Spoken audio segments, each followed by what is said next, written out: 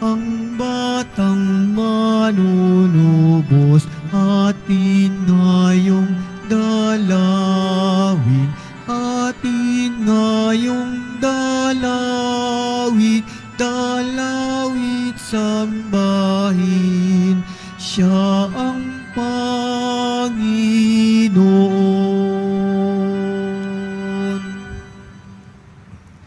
Simulan po natin ang pagdiriwang sa ngalan ng Ama at ng Anak at ng Espiritu Santo. Amen. Ang pagpapala ng ating Panginoong Hesukristo, ang pag-ibig ng Diyos Ama at ang pakikipagkaisa ng Espiritu Santo naway sumainyong lahat. At sumayo rin. Mga kapatid, tayong lahat ay nagkakatipon bilang isang mag-anak ng Diyos sa pagdiriwang ng banal na Eukaristiya. Sa araw na ito, ginugunita natin ang dakilang si San Basilio at kay San Gregorio Nazianzeno, mga obispo at pantas ng simbahan. At upang tayo po ay maging karapat-dapat gumanap sa banal na pagdiriwang na ito, alalahanin po natin ang ating mga pagkukulang at nagawang pagkakasala, at buong kababaang loob po tayong humiling ng awa at pagpapatawad mula sa Diyos.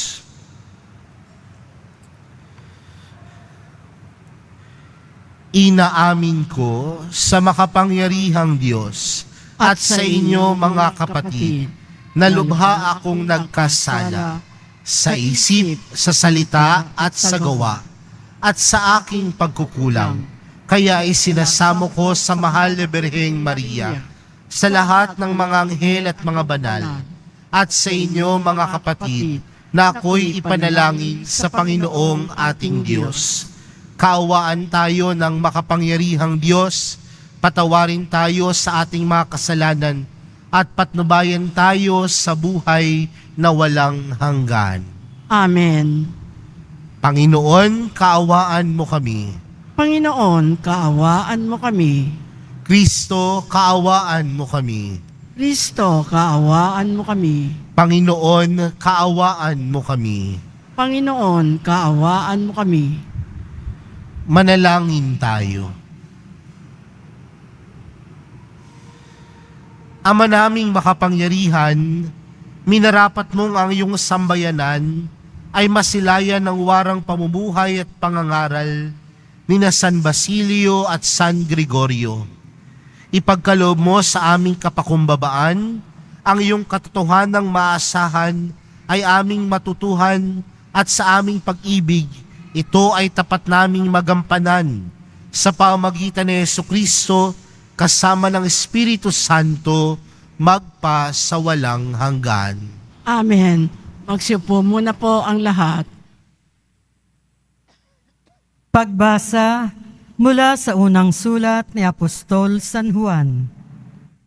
Minamahal kong mga kapatid, sino ang sinungaling? Hindi ba ang natatanging si Jesus na Kristo? Ito nga ang Antikristo, ang ayaw kumilala sa Ama at sa Anak, at di kumikilala sa Anak, ay di rin kumikilala sa Ama. Kapag tinanggap ni naman ang Anak, pati ang Ama'y sasakanya.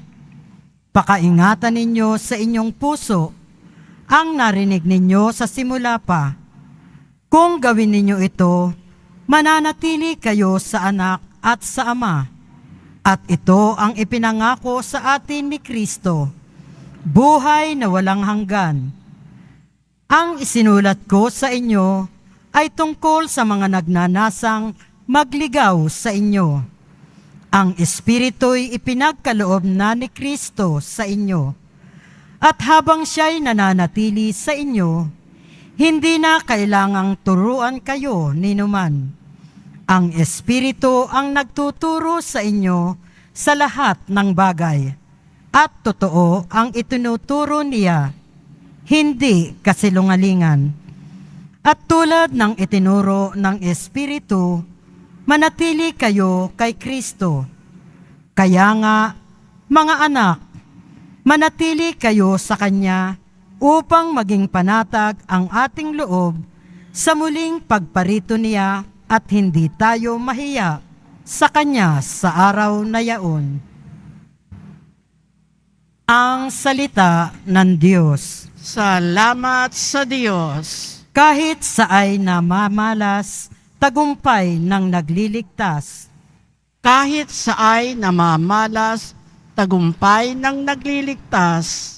Umawit ng bagong awit at sa puon ay ialay. Pagkat yaong ginawa niya ay kahanga-hangang tunay. Sa sariling lakas niya at taglay na kabanalan, walang hirap na natamo, yaong hangad na tagumpay. Kahit saay namamalas, tagumpay ng nagliligtas. Ang tagumpay niyang ito'y siya na rin ang naghayag. Sa harap ng mga bansay, nahayag ang pagliligtas. Ang pangako sa Israel, lubos niyang tinutupad. Kahit saay namamalas, tagumpay ng nagliligtas. Tapat siya sa kanila at ang pag-ibig ay wagas. Ang tagumpay ng ating Diyos kahit saan ay namalas. Magkaingay na may galak, yaong lahat sa daigdig. Ang puon ay buong galak, na purihin sa pag-awit. Kahit saay namamalas, tagumpay ng nagliligtas. Magsitayo na po ang lahat.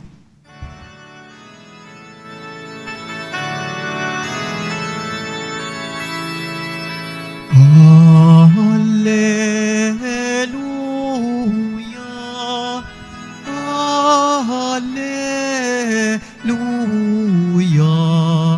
Hallelujah, Hallelujah, Hallelujah.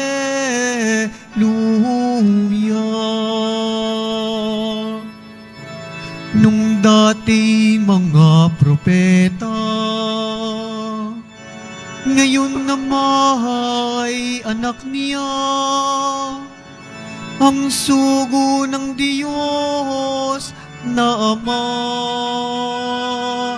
Hallelujah, Hallelujah,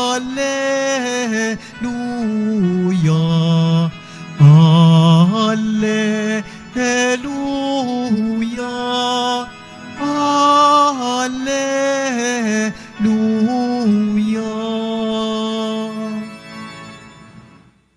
Sumainyo ang Panginoon. At sumayo rin. Ang mabuting balita ng Panginoon ayon kay San Juan. Papuri sa iyo, Panginoon. Nang suguin ng mga Hudyo sa Jerusalem ang ilang saserdote at Levita upang itanong kung sino siya, sinabi ni Juan ng katotohanan. Sinabi niyang hindi siya ang Mesiyas. Kung gayoy, sino ka? Tanong nila. Ikaw ba si Elias? Hindi po, tugon niya. Ikaw ba ang propetang hinihintay namin? Sumagot siya, hindi po. Sino ka kung gayon? Tanong nila uli. Sabihin mo sa amin para masabi namin sa mga nagsugo sa amin. Ano ang masasabi mo tungkol sa iyong sarili? Sumagot si Juan. Ako ang tinig ng isang sumisigaw sa ilang. Tuwirin ninyo ang daraanan ng Panginoon. Ang propeta Isaías ang may sabi nito. Ang mga nagtanong ay sugo ng mga Pariseyo. Muli nilang tinanong si Juan, bakit ka nagbibinyag? Hindi pala naman ikaw ang Mesiyas, ni si Elias, ni ang propeta. Sumagot siya, ako'y nagbibinyag sa tubig, ngunit nasa gitna ninyo ang isang hindi ninyo nakikilala. Siya ang susunod sa akin, subalit hindi ako karapat-dapat magkalagman lamang ng tali ng kanyang panyapak. Ito'y nangyari sa Betanya, sa ibayo ng Jordan, na pinagbibinyagan ni Juan. Mga kapatid, ang mabuting balita ng Panginoon. Pinupuri ka namin, Panginoong Heso Kristo. Magsiupo muna po ang lahat. Magandang hapon po sa inyong lahat. At maligayang bagong taon po pa rin sa inyong lahat. No? Palakpakan po natin ang ating Panginoon.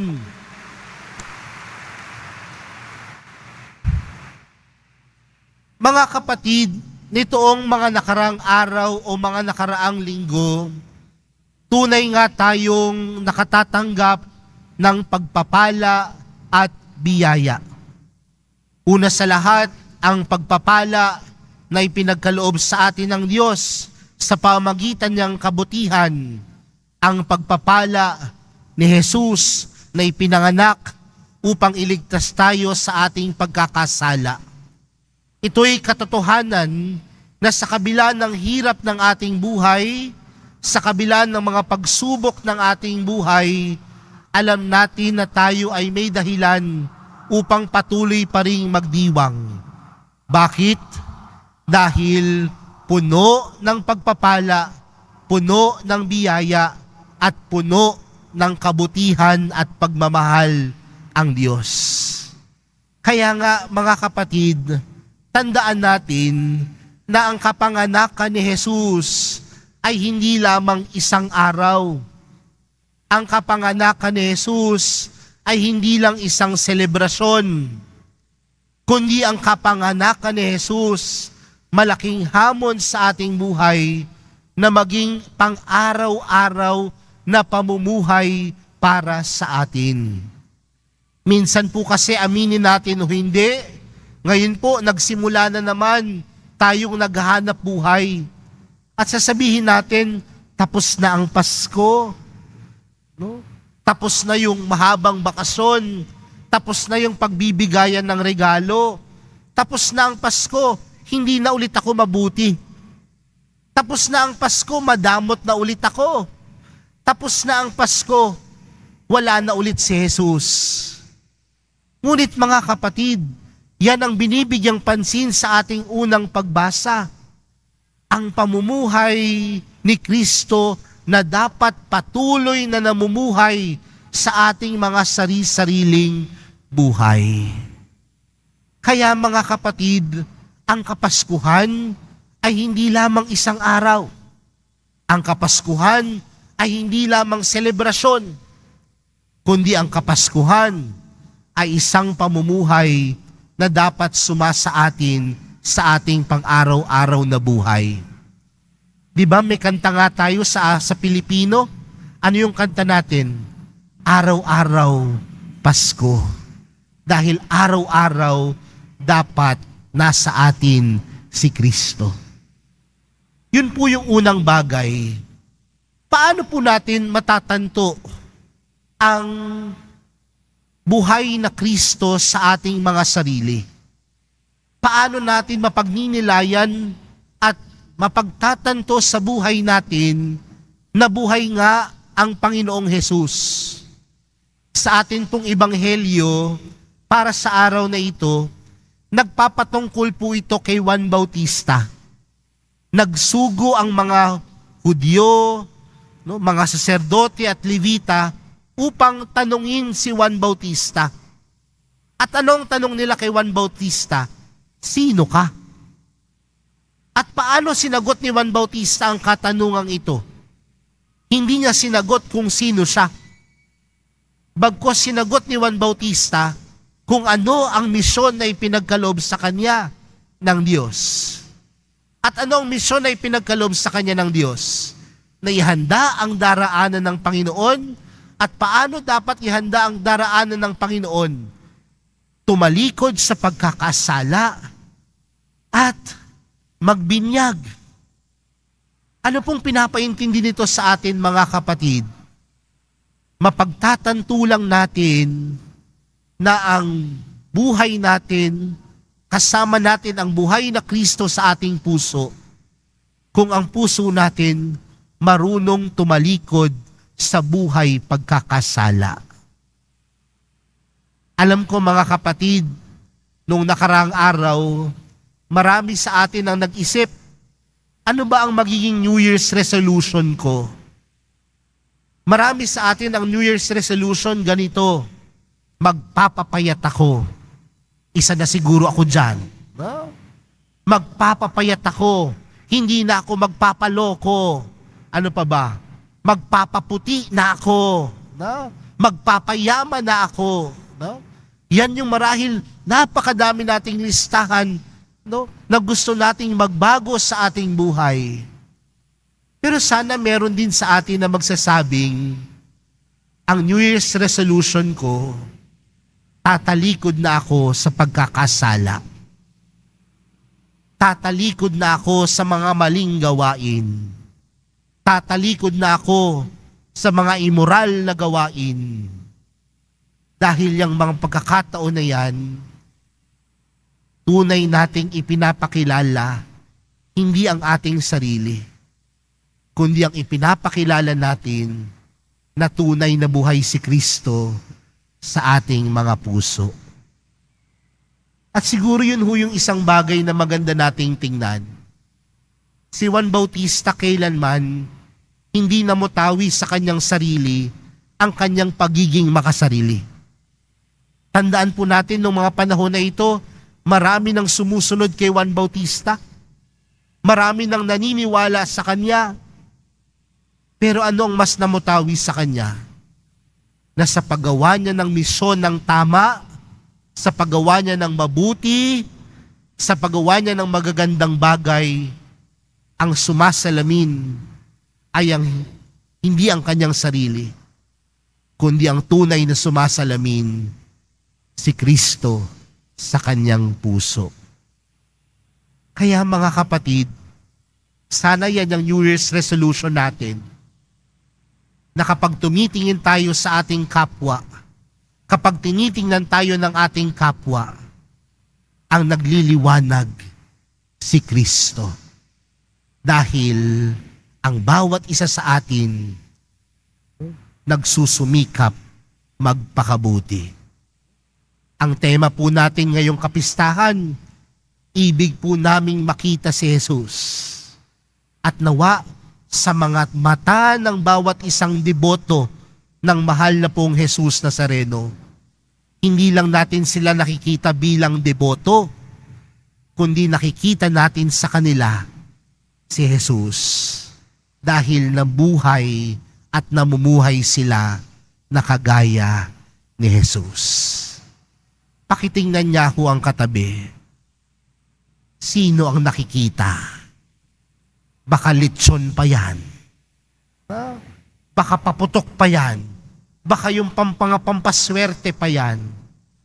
Siguro sa araw na ito, pinapaalalahanan po tayo mga kapatid, kung tunay na namumuhay si Jesus sa ating mga puso, nawa ang kapwa natin tunay na magsasabi sa atin, ibig po naming makita si Jesus sa ating mga buhay, sa ating pananampalataya, at higit sa lahat, sa ating mga puso. Amen.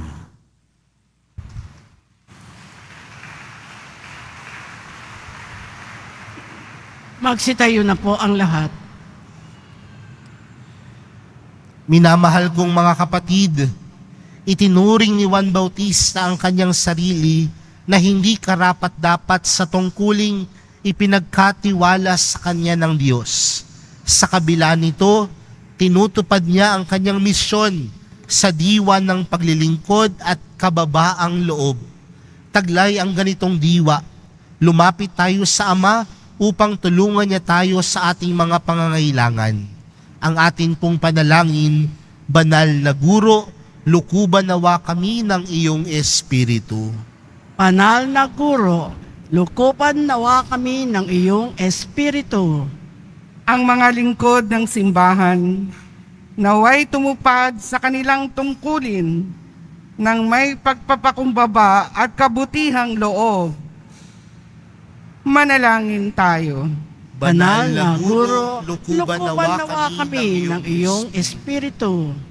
Ang mga may katungkulan sa pamahalaan, naway magtaglay ng tapat na hangaring kumilos para sa kapakanan ng lahat ng mamamayan at hanapin ang ikabubuti ng lahat sa halip na unahin ang pangsarili nilang kapakanan. Manalangin tayo.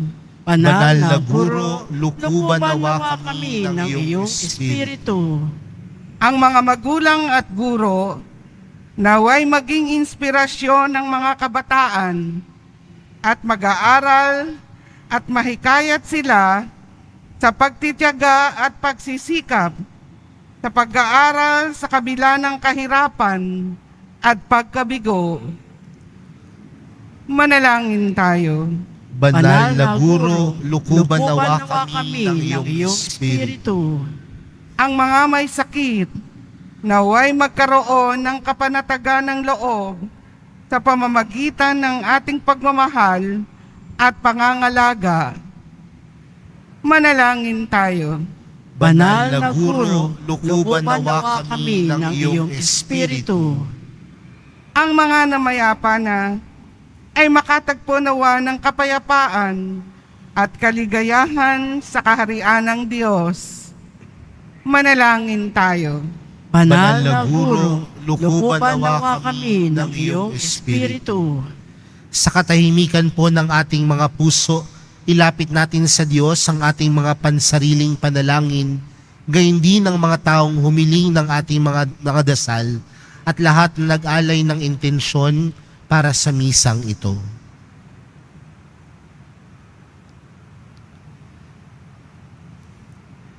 Panginoon, sa pamagitan ni San Juan, tinuturuan mo kaming maging mga abang lingkod. Loobin mo na matularan namin ang kanyang halimbawa upang makasalo kami sa iyong buhay sa kaharian, kung saan ikaw ang Panginoon, magpa sa walang hanggan. Amen. Magsiupo ang lahat.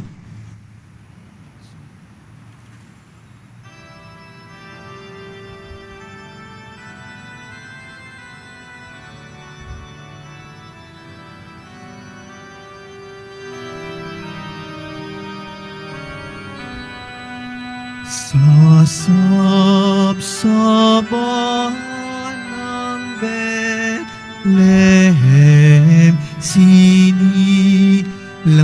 ang Mesiyas, umawit ang mga angheluan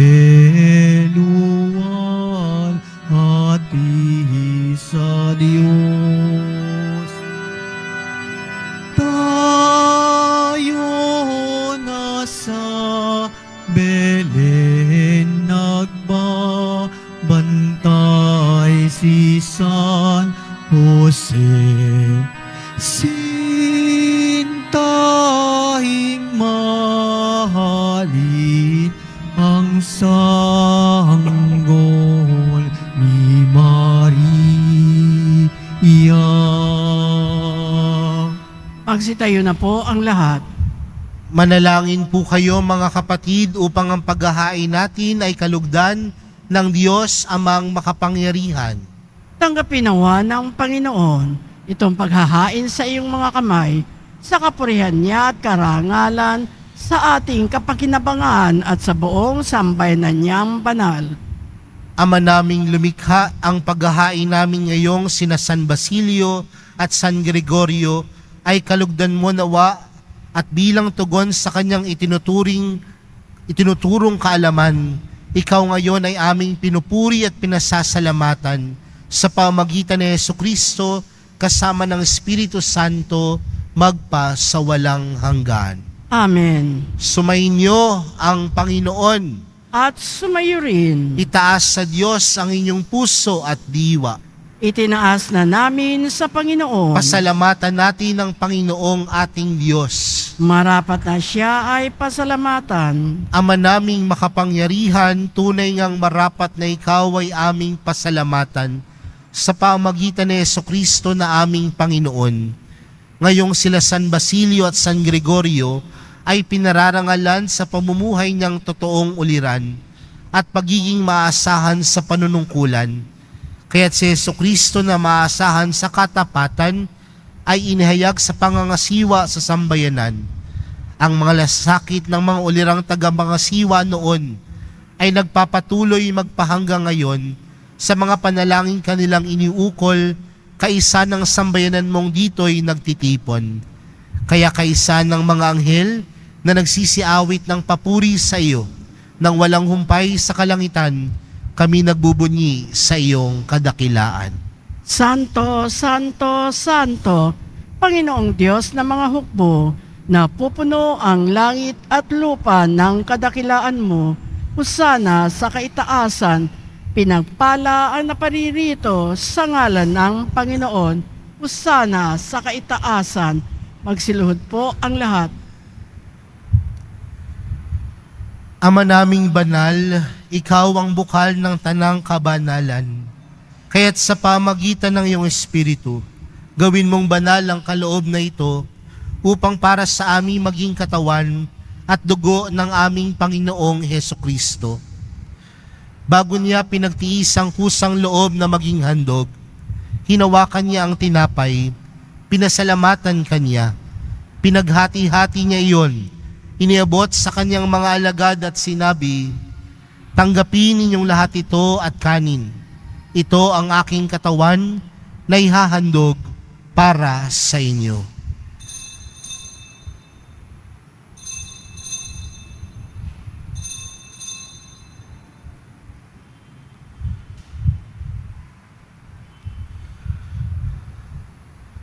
Gayon din naman noong matapos ang hapunan, hinawakan niya ang kalis, muli kanyang pinasalamatan. Iniabot niya ang kalis sa kanyang mga alagad at sinabi, "Tanggapin ninyong lahat ito at inumin. Ito ang kalis ng aking dugo, ng bago at walang hanggang tipan. Ang aking dugo na ibubuhos para sa inyo at para sa lahat, sa ikapagpapatawad ng mga kasalanan. Gawin niyo ito sa pag-alala sa akin."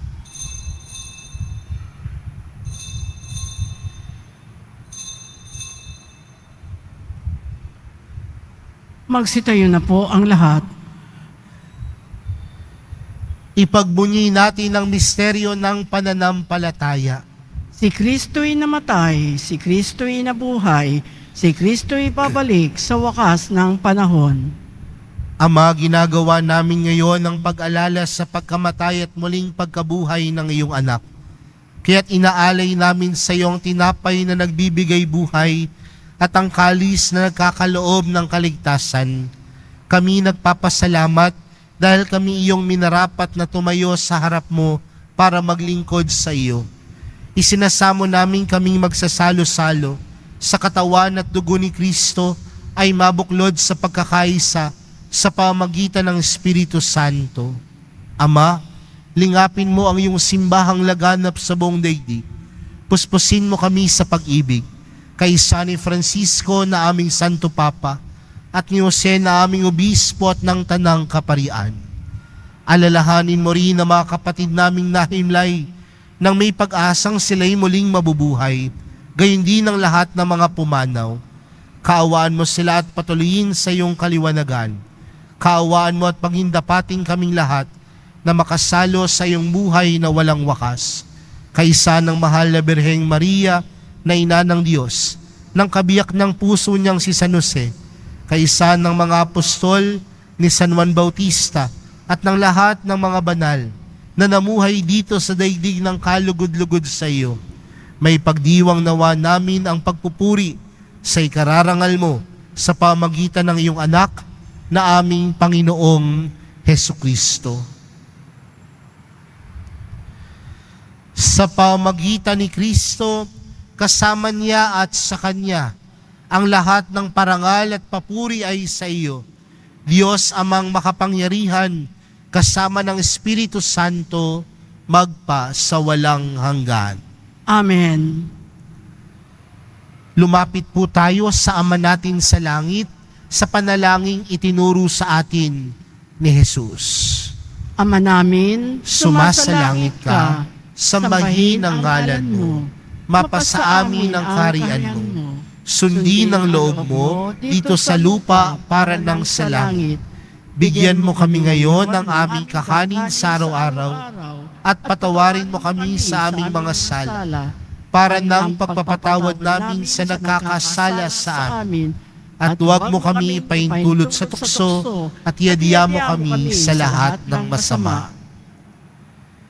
Hinihiling po namin kami adya sa lahat ng masama, pagkalooban ng kapayapaan araw-araw, iligtas sa kasalanan at ilayo sa lahat ng kapahamakan, samantalang aming pinananabikan ang dakilang araw ng pagpapahayag ng tagapagligtas naming si Hesukristo.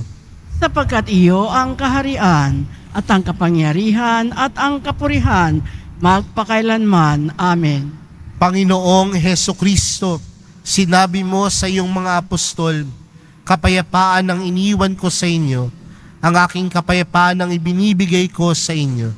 Tunghayan mo ang aming pananampalataya at huwag ang aming pagkakasala. Pagkalooban mo kami ng kapayapaan at pagkakaisa ayon sa iyong kalooban, kasama ng Espiritu Santo, magpa sa walang hanggan. Amen. Ang kapayapaan ng Panginoon ay laging sumainyo.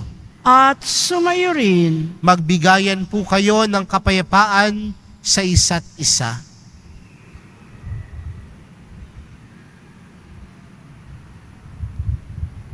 Kordero ng Diyos na nag-aalis ng mga kasalanan ng sanlibutan, maawa ka sa amin. Kordero ng Diyos na nag-aalis ng mga kasalanan ng sanlibutan, maawa ka sa amin. Kordero ng Diyos na nag-aalis ng mga kasalanan ng sanlibutan, ipagkaloob mo sa amin ang kapayapaan. Magsiluhod po ang lahat.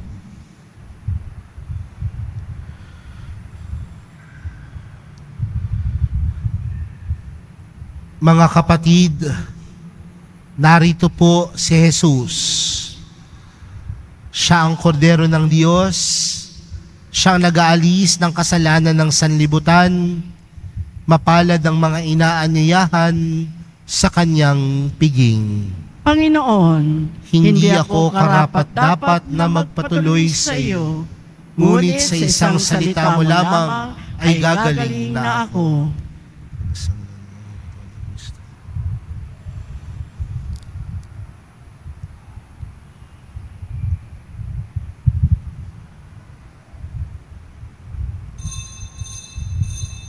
Para sa lahat ng tatanggap ng banal na komunyon, sasagot po tayo ng amen pagkasabi ng pari o ng lay minister ng katawan ni Kristo at isubo agad sa bibig bago malisarapan ng pari o lay minister. Sumunod po tayo. Maraming salamat po.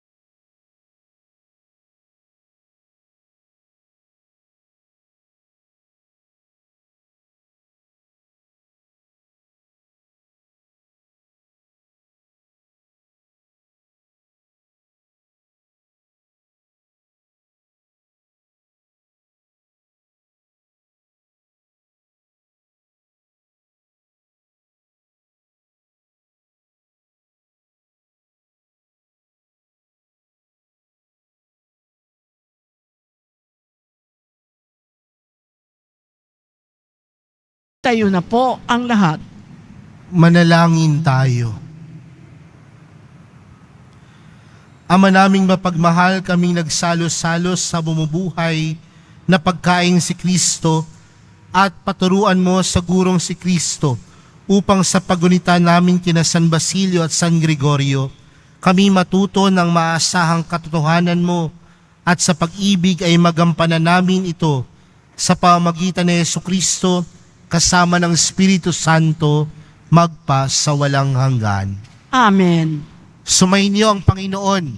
At sumayo rin. Mahal na pong Jesus Nazareno, inahayag mo sa pamagitan ng krus ang walang maliw na pag-ibig ng Diyos sa sangkatauhan. Pakinggan mo ang kahilingan ng iyong angkan na nagsusumamo sa iyo. Makamtan nawa nila ang iyong katugunan at tanggapin ang kasagutan na may utang na loob na tinatanaw. Basbasan din po ninyo ang mga daladala ng mga imahin at dasalan. Sa pamagitan ng bendisyon na ito, naway maalala nila ang mga pangako nila noon sa binyag na ikaw ang kanilang iibigin at paglilingkuran bilang Panginoon magpa sa walang hanggan. Amen. At pagpalain po kayong lahat ng makapangyarihang Diyos, Ama, Anak, at ng Espiritu Santo. Amen. Naialay na po ang misa, humayo po kayong taglayang kapayapaan ng Poong Jesus Nazareno. Salamat sa Diyos.